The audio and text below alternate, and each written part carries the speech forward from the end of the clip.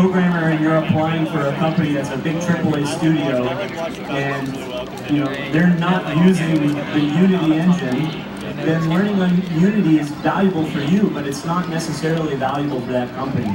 So if you have dream companies, places that you would love to work, you really need to tailor what you learn to be valuable for them. And that's just a fact of life, in my opinion. Especially when being a good employee and ultimately someone who services, gamers, and they want to have cool experiences, they need to have the skills. So on the other aspect though, I try to talk to lots of students, lots of people who want to be interested in games. Just a small piece of advice I can give, and all the general advice is, don't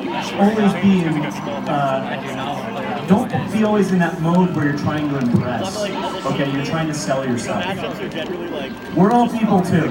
Everybody understands how difficult it is to get into the game industry. It's very difficult, right?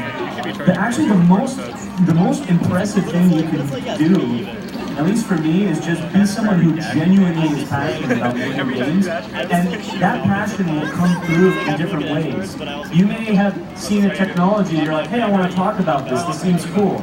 That's something with you I can connect on, right? I can't necessarily connect with you on just your resume or why you think that you're a worthy candidate. You're making an investment with people in your relationship, not just trying to get you a job, right? And I will always vouch for the person that I believe truly cares and wants to be a great developer and make great products. That isn't necessarily one-to-one with, I have a killer resume, let me tell you about myself, how awesome I am. It's going to be the person that says, you know what, I care deeply about this problem, and my passion for that problem came out through these things I did, and that's how I demonstrated it. Those are the people that I personally look for when considering who to bring on to our team. Right, so in terms of networking, I've just got 4 things to say. IGDA. There's a booth right there in the back corner. Go talk to Parham, IGDA San Diego. There's an IGDA in every major city, and they represent just a group of game developers. And it doesn't matter whether or not you've made a game. They are a community built specifically so you can network, specifically to give you resources, and specifically to create events where you can come together. IGDA San Diego, I know for a fact, every year they do the Global Game Jam. It's a great opportunity to make a game and, create bonds with people, because let me tell you, if you so we have literally a couple people from Trek Gaming who've gone to the Game Jam and they've gotten jobs afterwards because of their work there. And I mean, what else is there to say? So I would highly recommend IGDA. Finding a community is not hard. It's a Google search away.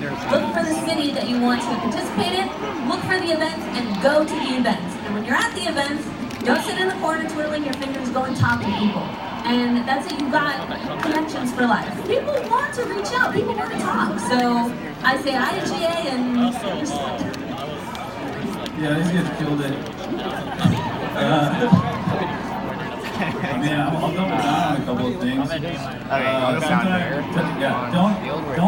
Nobody's an expert, right? Everybody, one through line on everybody who meets in game development and probably in general who's really awesome or expert something, they don't actually feel comfortable considering themselves an expert. They're very focused on how they can take the next step. And they also, what that means is they'll also remember being you and taking the first step.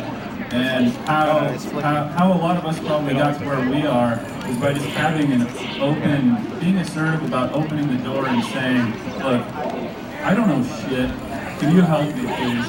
And people who you want to hear from will recognize that, empathize with that, and go, yeah, let's have a conversation. Learn about new technology. There's a Valve handbook, and Valve's really cool studio. They call it T-pose, which is imagine the shape of a T. Okay. Stand on one expertise. Pick a very narrow field that you are very interested in and get very good at that field, and then have a wide versatile reach and much other experiences and as much other things as you possibly can.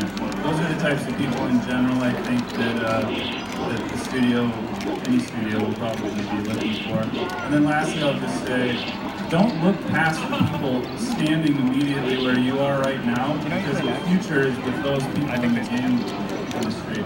And so often people look at people ahead of them and they think, I want to be there, so I need to go get with those people. But really, when a job becomes available, what happens is, before they go to resumes, they go, hey, does anybody know anybody who'd be good at this? And then the answer is usually, yeah, I went to college with some pretty awesome people, but they already have jobs. Or, yeah, actually, they just got laid off of this studio that was mismanaged. And so then they get the job before we even really look at resumes. So network with the people around you and start making things with those people and grow together. So one of my favorite sayings is, nobody cares how much you know until they know how much you care. Don't be that person that only comes around when you need something. How do you build genuine relationships? Genuinely be there to help out people. And when you come from a heart of service, so many good things come in return. You don't even have to ask. When you have that reputation for being a good person, people will jump head over heels just to recommend you because they want to work. As opposed to that, I was going to do only comes around is always pushing his business.